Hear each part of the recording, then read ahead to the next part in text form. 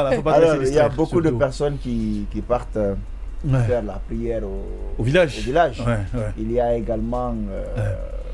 comment on appelle ça, la mamaya du côté de Kanka. Il y a Ouais, beaucoup ouais. de personnes. C'est Ouais. une habitude pour la fête de l'Aïd el-Kébir que les gens partent prier au village. Ouais. Et ce qui est marrant, Ouais.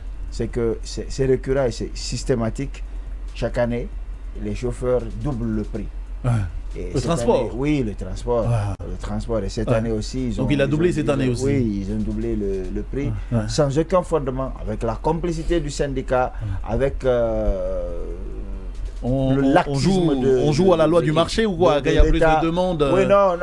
Il n'y a pas eu d'augmentation. En fait, il y a trop de laisser aller dans ce Il n'y a pays. pas eu d'augmentation du prix du carburant. Rien ne justifie ça. Ouais. Ils sont en train de je sais pas comment ils font. C'est ce que je te dis, Mais peut-être que les gars augmentent parce qu'il y a plus de personnes qui demandent à voyager. Oui, mais qui manifestent la volonté de voyager. Tu payes vraiment le double du transport que tu payais avant. C'est bizarre. Et ça, c'est pas normal. C'est pas normal. Il faut que l'État fasse quelque chose. Ouais. Il nous faut déjà des bus, des véhicules. Il faut que le transport en commun soit une réalité chez nous. Il faut que l'État fasse face à cette situation, mais ce n'est pas en imposant. En fait, il faut des locomotives. Les gens sont et la locomotive, c'est des bus étatiques. Les gens sont en connivence avec une société nationale de transport.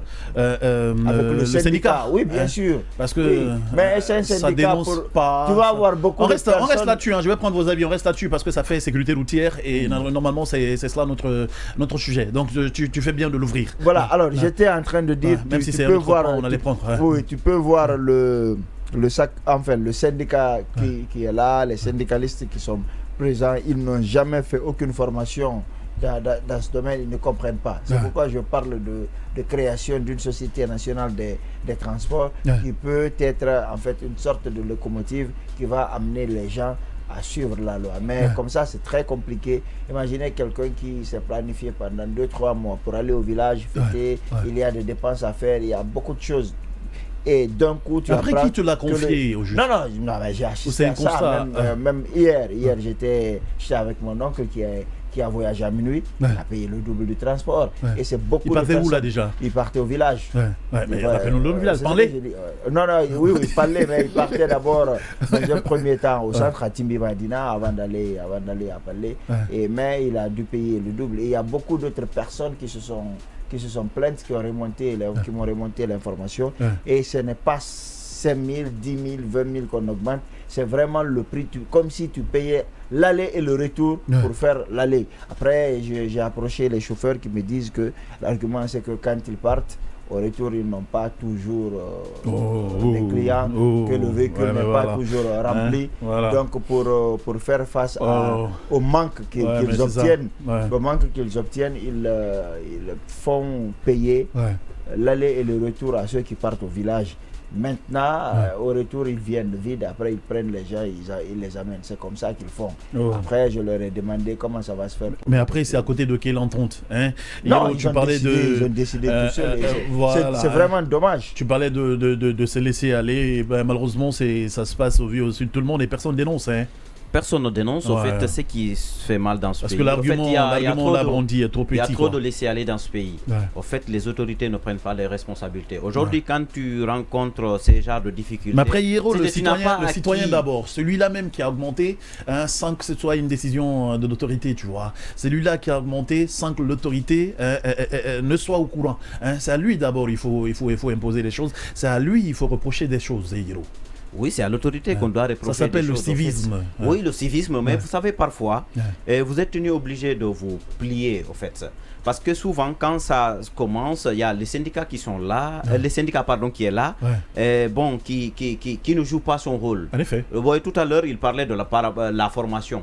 Moi, je pense que nos syndicats, les syndicalistes, c'est des anciens chauffeurs, donc, qui se transforment en syndicats, et donc, ils sont en complicité avec les chauffeurs. Donc même la fois, hier là, je discutais avec un cousin, il m'a dit donc l'année dernière lorsqu'il partait, il a appelé un chauffeur, le chauffeur lui a fait savoir donc qu'il doit payer, comment on appelle le transport, il va doubler le prix au fait du transport. Et il lui a demandé pourquoi, il dit non, parce que donc je vais prendre, il y a quelqu'un déjà qui avait la place, maintenant je vais, comment on appelle, te remplacer par cette personne, mais il faut que tu payes le double. Ah ouais? Oui, c'est comme ça, mais lorsqu'il est venu, arrivé, il a trouvé que le véhicule n'était même pas plein, donc il y avait des places qui restaient, donc il a compris vraiment, c'était juste un argument pour prendre le double du prix. Oui, prendre le double du prix, donc c'est très grave dans ce pays, je pense qu'il faut que les gens prennent leurs responsabilités, les citoyens, l'État aussi fasse ce qu'il doit faire, parce que je pense qu'on est dans un pays, on n'est pas dans la jungle. D'accord, je suis d'accord avec toi. Et on est régi par des règles, on est régi par des lois qui sont fortement donc qui doivent être respectées au fait. Mais en fait, c'est pas choquant. Il faut dire que dans ce pays, c'est pas choquant. C'est pas du tout choquant. C'est pas étonnant ou choquant? En fait, c'est une coutume. Quand il y a des fêtes qui approchent, disons que c'est pas étonnant, Aïcha Madi. Moi, ça me choque pas. D'accord. Ça ne m'étonne pas, ça ne me choque pas du tout. Parce que ça ne sévit pas. Prenons le prix du mouton par exemple. Quand les fêtes approchent, ça devient très exorbitant. Je suis d'accord avec toi. Même les condiments sur le marché. 3 briques hier, je dis. Voilà. Donc en fait, c'est pas une première 3 millions 500 frères. Voilà, donc après, ça ne vaut même pas le salaire de certains. Donc après, du coup, donc, ce n'est vraiment pas du tout une première, ça arrive comme ça récurremment et on ne trouve toujours jamais des solutions. On en parle, mais c'est toujours là la rate. Et même certains commerçants qui sont là, tu vois, chacun a son prix dans son commerce. Et c'est pas bien. Donc après, moi, je pense que l'État doit essayer de faire quoi? D'essayer d'imposer des prix à tout un chacun avant d'être là et que chacun donne ses prix. Quand il donne ses prix... Non mais le prix il est connu, Aïcha Madi, le prix il est imposé, le prix il est fixé. Tu vas dans une boutique. Je dis prix. Il est connu, mais à la place de faire chacun fait ce qu'il veut. Voilà, justement, c'est ce qu'il faut... ça le problème. Il faut que l'État essaie de se réveiller, d'imposer quelque chose. Le Guinéen, tant que tu ne le frappes pas, ou tant que tu ne tapes pas où ça fait mal, il va continuer à faire ce qu'il veut. C'est ça le problème. Il faut essayer de mettre des sanctions qui vont respecter. Faut pas parler comme Alpha. Non, Kamal, c'est la vérité. Quand tu dis par exemple au Guinéen, il ne faut pas uriner ici, amende à payer, il va venir uriner. En effet. C'est ça le problème. Il faut couper où ça fait mal. Il faut mettre du feu derrière, quoi. Voilà, tant qu'on ne met pas le feu derrière, on va continuer à faire ce qu'on veut. D'accord. Allez, Djonka, je prends ton avis sur cette augmentation fantaisiste donc de... Ouh, Yacine. Yacine, voilà. T'as fait ton test? C'est pas du tout glamour, ça. Voilà. C'est pas glamour. Tu as fait ton test, non? Tu as... Avec la pluie, c'est pas facile. Voilà. Donc, maintenant, c'est bon. Il n'a pas été sous la pluie, donc je ne vois en aucun cas comment. Ne te mets pas mal avec Yacine. Tu veux sa bouche. Il y a des gens qui nous ont lâchés en pleine saison. Donc attention du fait de Yacine. Yacine et moi, on se connaît, donc vous inquiétez même pas. Ah d'accord, donc on n'est pas inquiet. Voilà. Pour revenir au sujet. Oui, et pour revenir au sujet, moi je pense que le Guinéen aime normaliser les choses parce que c'est devenu normal, comme le disait tantôt Aïcha Madi, que pour des occasions comme ça, qu'on puisse augmenter vraiment tout. Mais je pense que le problème aussi, c'est vrai que voilà, il y a l'État qui doit prendre ses responsabilités vis-à-vis de cette situation. Mais pour nous, les citoyens, qu'est-ce que nous faisons? C'est vrai que nous sommes dans le besoin, on veut se déplacer, mais pour des gens qui connaissent vraiment le prix du transport, ils doivent pour autant créer un mouvement. Bon, ce n'est que mon avis personnel. Hein, oui, en effet. Voilà. Du moment où voilà, on connaît le transport, par exemple, en quittant la ville pour aller à Cancan, par exemple, on te dit le frais d'aller, c'est 150 000 francs. En aucun cas, un chauffeur peut m'arrêter, moi, me dire que non, c'est 300 000 francs. Je suis désolé. Mais après peut-être qu'on te met devant le fait accompli. Soit tu prends, ou tu laisses, quoi. Tu vois. Justement, après, je pense que le les secteur citoyens... transport. Tu sais, on n'est pas assez développé ici en matière de transport. Il n'y a pas de bus public, il n'y a pas de trucs comme ça. Il faut que tu viennes, quoi. En fait, il faut que on t'impose des choses. Un détail. Tu as fini? Il faut que faut pas qu'il te bloque. Je voulais juste qu'il... Tu vas juste faire ça. Attends d'abord qu'elle se bloque. Je pense qu'à ce stade, il faudrait vraiment que la population se lève. C'est vrai, on parle de tous ces aspects. Oui, oui, contre cette augmentation. Pourquoi? Parce que voilà, on ne connaît pas vraiment l'approche du Guinéen. On disons ne sait pas. Que la population refuse. Donc, voilà, que la population se lève, si tu veux, Moustapha Kamal, et qu'on essaye vraiment de ne pas rentrer dans ce mouvement. Parce que les chauffeurs, c'est devenu tout, c'est pas seulement même dans le transport. Achal Madi l'a soulevé aussi, quand c'est à l'approche des fêtes, tout augmente. Tout grimpe comme ça, et puis personne n'est sanctionné. Et c'est toujours ces pauvres citoyens qui en payent vraiment Sauf que les pour prix. cette année, pour ce qui est du cas des moutons, il paraît que le gouvernement a amené des moutons à revendre aux populations, façon donc de les soulager. Mais est-ce que tu es vraiment allé sur le terrain pour Je suis pas allé, malheureusement, c'est hier, je l'ai appris. Cela ne prouve mais tout ça, de rien. toute façon, c'est pour soulager les Cela ne prouve rien que le prix il est vraiment assez abordable. D'accord. Ça ne prouve pas. D'accord. Le ridicule, ça tue pas. Ouais, en effet. Le gouvernement envoyait des moutons, ils sont partis acheter des moutons, enrichir les fermiers étrangers et puis appauvrir nos fermiers ici. De toutes les façons, soulager les populations. Non, c'est pas ça, soulager les populations. Non, c'est pas ça. Il faut amener abondamment. Quand il y a de l'abondance, ça casse forcément le prix. C'est ça l'abondance. Tuer les quelques Guinéens qui sont en train d'investir dans ce secteur. D'accord. C'est ça? Si tu le dis. Si c'est ça l'abondance, non. Maintenant, tu voulais préciser un truc de Alors, Lucas, j'étais en train avant de qu'on dire ne prenne l'autre pan de notre sujet. Qu'il faut offrir des alternatives aux gens. Lorsqu'il n'y a pas d'alternative, c'est quand même compliqué. Rappelez-vous, lorsque Mamadi Doumbouya venait fraîchement d'arriver, de façon assez populiste, assez rocambolesque, on a fixé la limite de l'avance au niveau des maisons. Vous vous rappelez? Parce que ça, c'est difficile à contrôler. Vous savez, non, c'est pas la question. La question, c'est pas que c'est difficile à contrôler ou pas. C'est que tu n'as pas d'alternative. L'État, il n'y a pas de logements sociaux. C'est vrai. C'est ça. Il n'y a pas de HLM que l'État a construit. C'est vrai. Donc c'est compliqué. Allez. Il y a également la question de ces transports-là. En fait, le constat est alarmant. Pour s'en rendre compte, il faut sillonner. Il faut être dans la circulation, simplement. Il faut être dans la circulation. Parce que la fois dernière, je quittais Madina, arrivé à Kipé, pas loin de Kreisberg. Un motard, il a laissé la moto sur la route, allongée sur la route, c'est-à-dire il a bloqué la circulation. Maintenant, il se bagarrait avec, comment on appelle, un chauffeur. Le chauffeur aussi est sorti du véhicule. Maintenant, ils se bagarraient. Ils sont pris au collet. Ils sont très bien.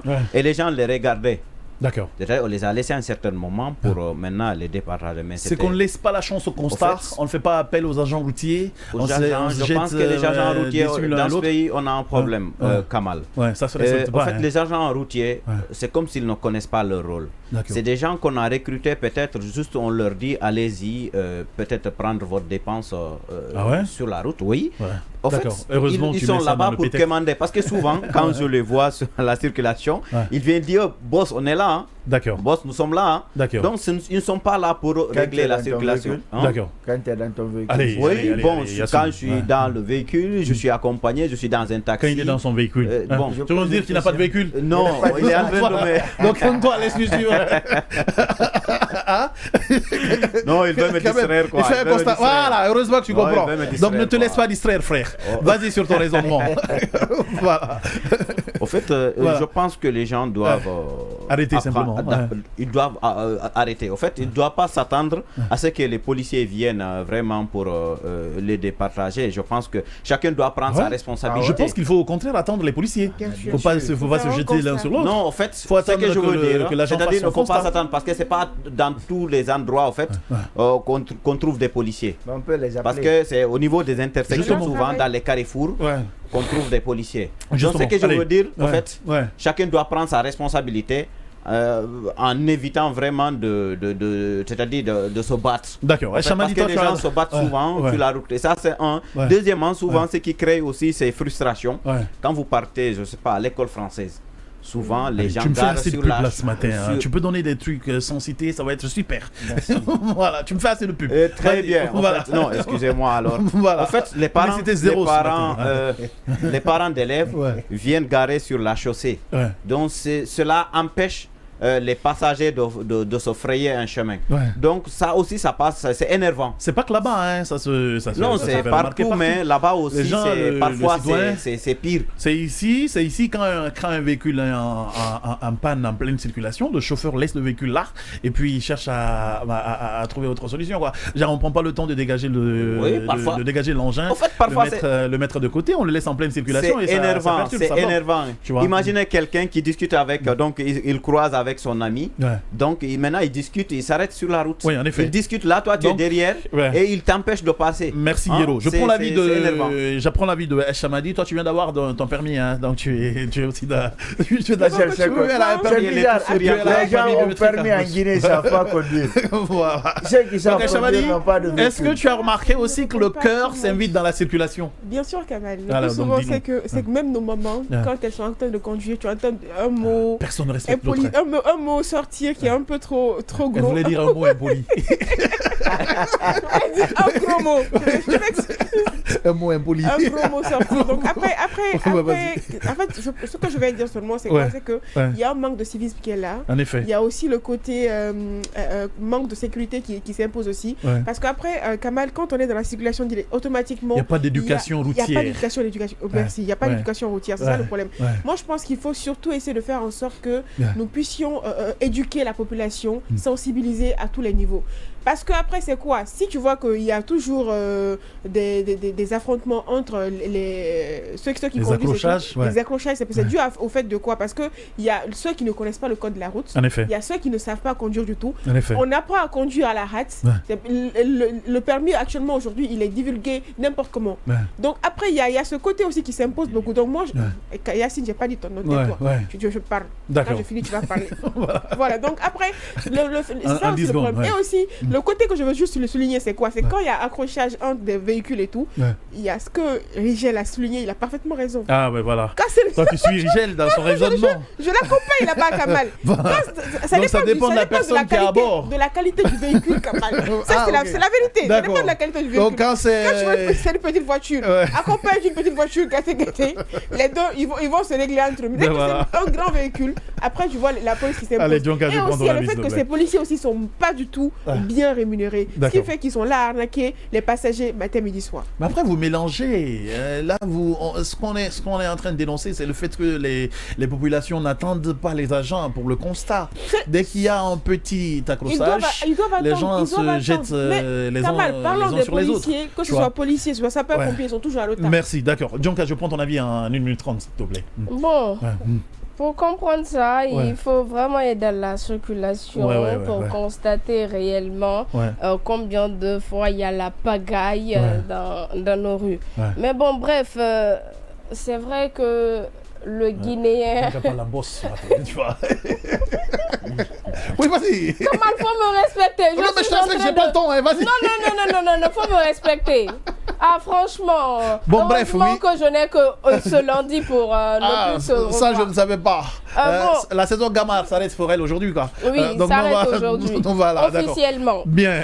Alors, je pense que à ce niveau, il faudrait vraiment que, que le gouvernement essaye d'éradiquer ce petit phénomène, parce que ça devient un phénomène dans la circulation. C'est pas le gouvernement qui est dans le cœur des gens, hein. Oui, c'est vrai que c'est pas le gouvernement, mais aujourd'hui, Aïcha Madi disait tout à l'heure, il y a des gens qui sont dans la circulation, on ne sait même pas comment ils ont fait pour non, mais attends, ça n'a rien à voir avec ça. Je pense que c'est peut-être plutôt naturel.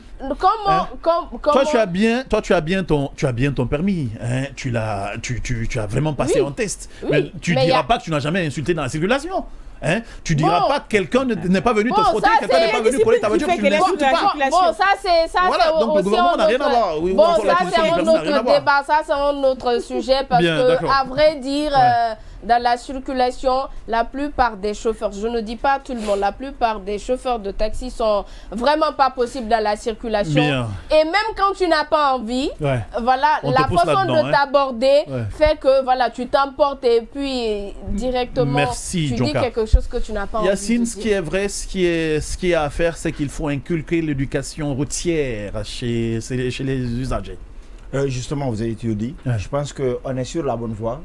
Et comme à l'instar de tout le monde, j'ai remarqué aussi cette indiscipline, ces tensions, ce cœur qui s'invite dans la circulation. Mais on est sur la bonne voie avec la biométrisation des permis. Je pense que ça va rentrer. Je pense que ça peut bloquer. C'est pas pour demain que ça va se faire. Mais vous savez, l'indiscipline, c'est que les gens ne comprennent même pas où se trouve la priorité. À quel moment il faut doubler. À quel moment il faut tourner. Parce qu'ils ne savent pas tout simplement. Justement, ils ne comprennent pas, ils ne savent pas parce qu'ils ne l'ont pas appris. On leur a donné un véhicule, on leur a dit c'est ici qu'il faut appuyer pour que ça avance. On te dit le reste tu vas apprendre dans la circulation et le jour que tu maîtriseras le véhicule, c'est le jour que tu feras ton premier accident. C'est comme ça qu'on enseigne. Malheureusement. C'est comme ça et justement malheureusement, on ne va pas dans les structures spécialisées. Je vais parler des auto-écoles où on te fait des cours théoriques, ensuite des cours pratiques. Ce que les gens ne comprennent pas, les cours théoriques sont aussi importants que les cours pratiques, parce que ce sont ces cours théoriques qui vont te faire comprendre que tel panneau de signalisation voudrait te dire de ralentir, d'aller à 20 à l'heure, à 60 à l'heure. Tel feu te dit de t'arrêter. Quand tu dois doubler un camion, lorsque tu ne vois pas le chauffeur dans le rétroviseur, c'est qu'il ne te voit pas non plus, etc. C'est au niveau de ces auto-écoles. En fait, si vous avez tous appris le code de la route et que vous savez qui a raison et qui a tort, d'abord, il y a très peu de chances qu'il y ait des accidents parce que chacun respecte. Parce que généralement, c'est aussi l'indiscipline qui énerve. C'est ça, oui. Chacun respecte comment il fait. Ensuite, quand il y a un problème dans la circulation, tout de suite, vous comprenez. Parce que chacun, toi, tu descends déjà, tu sais que tu as raison. Moi, je sais que j'ai tort. Alors, on va s'entendre plus facilement. Mais si chacun, tu n'as pas vu, c'est ici que tu entends, j'ai mis le clignotant, alors qu'il n'est même pas au niveau de sa priorité. Il dit, j'ai mis le clignotant, j'ai tourné. Mais les gens ne comprennent pas que le clignotant ne te donne pas la priorité, c'est juste pour dire à l'autre, je veux passer par là. Et donc, je crois qu'il faut inculquer cette éducation. Mais on est sur la bonne voie, encore une fois, avec la biométrisation des permis. Ça, on va pouvoir contrôler qui peut avoir le permis. On saura à partir de là que, en fait, on imposera une situation dans laquelle on pourra sécuriser les permis, mais surtout, les gens devront passer par les auto-écoles pour conduire. Je pense que si nous le faisons... Et pas dans la rue. Oui, et pas dans la rue. Si nous le faisons, on finira par réussir à gérer cette situation. Mais lorsque tu entends quelqu'un dire j'ai appris à conduire tout seul, mais c'est malade. On n'apprend pas à conduire tout seul. C'est très dangereux. On n'apprend pas à conduire tout seul. Tu entends, moi, une seule fois, on m'a montré comment on fait. Le reste là, c'est dans la circulation. Parfois, je frotte les gens. Parfois, je gêne la circulation. Mais regardez, cette indiscipline là, en fait, le problème, c'est il est aussi civique. À la base. Bien. Il est aussi civique. Permets-moi de placer. Vous avez vu, on a mis des caniveaux, on a mis des dalles dessus. En effet. Et c'est devenu des garages. Le mécanicien, c'est là-bas qui répare leurs véhicules. On doit les dégager.